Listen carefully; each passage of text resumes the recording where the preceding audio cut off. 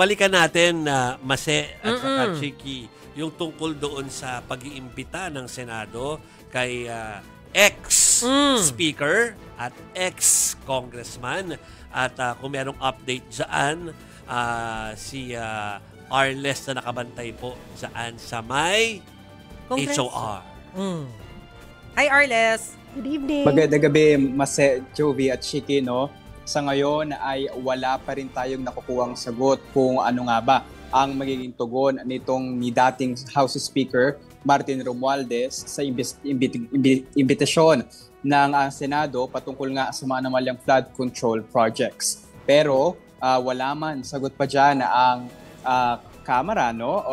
Si Representative Martin Romualdez mismo kanina ay nagkaroon ng ilang mga palitan sa pagitan ng ilang mambabatas nang sabihin nga ni Representative Juke Frasco na ang pagbibitiw ng isa pa sa mga itinuturo na may kinalaman nga raw sa mga naging insertion sa mga umaanumalyang flood control projects na ngayon ay iniimbestigahan. Ayun nga ang nagbitiw na si Ako Bicol Party List Representative Zaldico na ito raw ay hindi makabubura ang kanyang pagbibitiw sa posisyon ng mga nagawa nito. At yun nga raw na nagsisilbi umanong kasangkapan ni Ko itong Ako Bicol Party List mismo para gawin ang mga krimen na ito. At nilabag nga daw nito ni Ko ang Section 141 Letter H ng House Rules na nagbabawal sa sinumang miyembro ng Kamara na tumanggap o kumuha ng anumang personal na interes o anumang partikular na negosyo na nauugnay nga ang mga budget o ang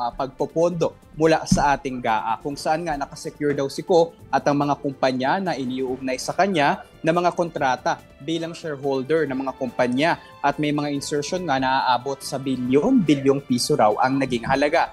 Kaya raw maaaring nakalusot na si Ko sa pananagutan nito bilang isang mambabatas, pero hindi raw nito mabubula o ang mga naging pananagutan nito sa mga maanomalyang flood control projects. Kaya daw dapat maparusahan hindi lamang ang mga dati nitong kasapi, ngayon na si Ko ay nagbitiw na, kundi maging ang party list mismo, ang Ako Bicol Party List mismo, at sinabi na investigahan dapat ito at kung maaari ay i-disqualify. Pero naging mabilis naman ang tugon dyan ni Representative Garbin na ang second nominee nga itong Ako Bicol Party List na sinabi na haka-haka lamang ang sinasabi nito ni Frasco dahil tinawag din niya na impunity ang pagre-resign lamang ni Zaldico at walang mapaparusahan sa sinuman sa Ako Bicol Party List. Wala raw kasing kahit anong criminal charges o administrative charges na naisasampa pa sa kahit anong lehitimong korte o anuman na mapaghahatol. Kaya daw ang nananatiling inosente ito si Ko, at ang pag-prejudge kay Zaldico ay isang pag-alis sa kanya ng kanyang karapatang pantao. Sa usapin naman daw ng conflict of interest, ang paulit-ulit na kanilang sinasabi ay ayun nga na matagal na raw na nag-divest itong si Ko sa mga kumpanya na yan at wala na raw itong kaugnayan sa mga ito. Pero syempre pinabubulaanan niya ng ilang mga papeles at ayon nga sa mga investigasyon ay kahit sa pagkakaroon ng mga programa ay may kinalaman itong si Zaldico. Wala rin daw ebidensya sa mga insertions na hindi rin illegal sa batas. Ito daw ay legal na proseso sa budget process at dumaan ito sa masusing proseso. Talking about the 2025 national budget. Ayon pa sa kanila ay handa naman daw harapin ito ni Zaldico ang anuman ng mga akusasyon dito, pero sa ngayon ay hinihintay pa ang pag-uwi nito. Nasa ngayon din, wala pa tayong impormasyon, Jovi, Chiki at Mase, kung nasan nga ito. Samantala, kinumpirma pa rin naman ni Carbin na itong si Representative Jan Chan nga ang papalit kay Representative Ko. Oo. Arles, isa lang yung pinupunto mo kanina na sinabi ni Frasco na dapat i-disqualify yung Ako Bicol Party List. Anong ibig niyang sabihin doon? Pagka na-disqualify, ano bang kahulugan nun? Tatanggalin yung Ako Bicol na representative from Congress? Ngayong Congress na to? Sa pagkakaunawa natin, Maseno, yung kabuuan ng Ako Bicol Party List, dahil ito raw yung itinuturo na naging vehicle. Tinawag nga ito ni Frasco na ganyan, para magawa itong mga krimen. Yun nga, tinatawag niya na mga budget insertion at yung mga alegasyon dito kay Ko na ilang mga van at mga male-maleta na dinadala sa kanyang lugar mismo. Pero kasi hindi raw dapat itong si Zaldico lamang ang maparusahan, kundi yung party list mismo. Kaya hinihimok niya na pati ang party list na Ako Bicol ay maimbestigahan at maaari ay i-disqualify. Okay. Okay. Sige. Maraming salamat sa iyo, Arles de Los Santos. Thanks, Thank you, Arles. Tricky kasi yun no, mga kapatid. Again, thank you, Arles. Tricky kasi yun dahil kaya nga dapat alam po ninyo to mga kapatid na pag kayo bumoboto ng party list, hindi po kayo bumoboto ng personality na nandun. Yeah. Ang binoboto nyo ay yung grupo.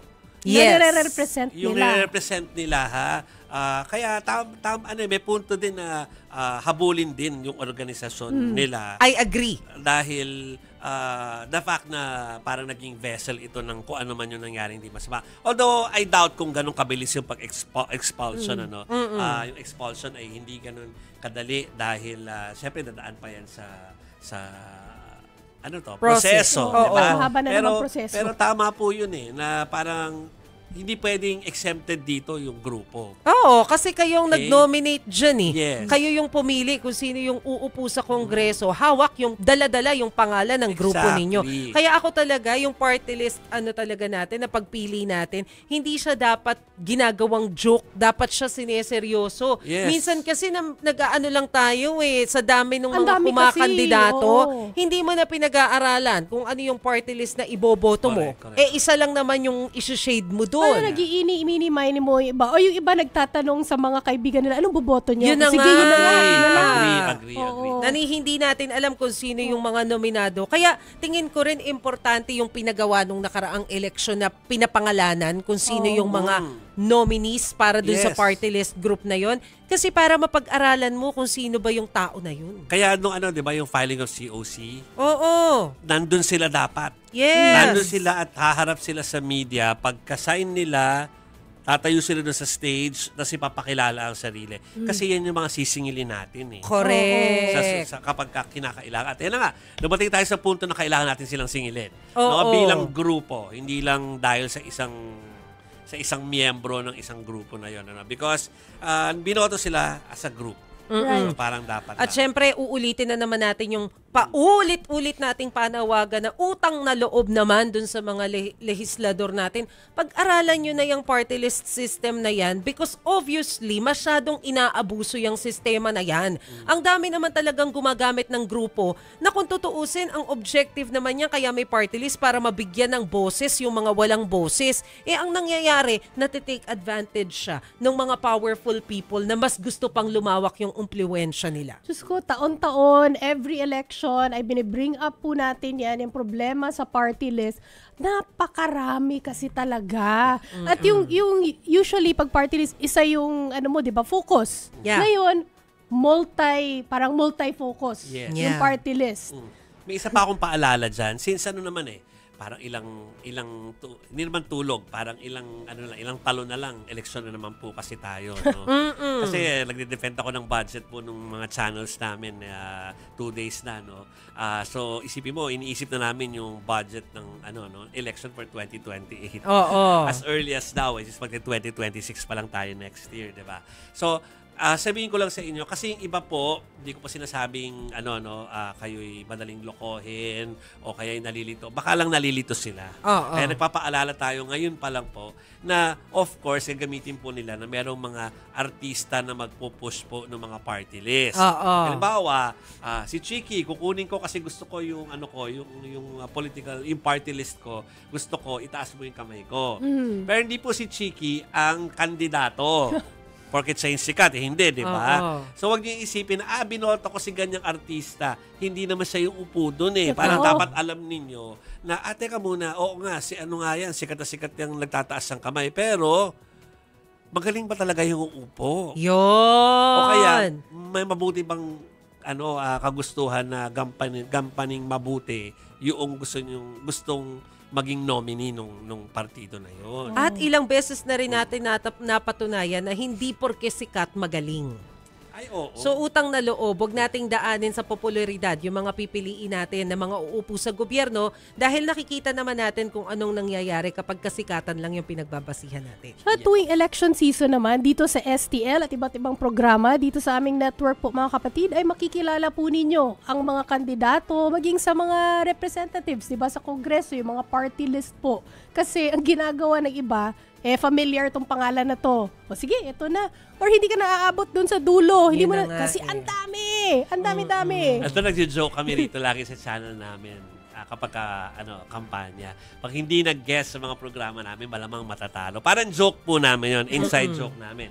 Pero sa akin kasi red flag yun eh. Akin din. Sa akin. Kapag hindi handang magsalita ang isang kandidato sa media o kaya sa publiko, no? Kasi ano tayo eh, bibigyan natin ng platform para makausap nila yung publiko.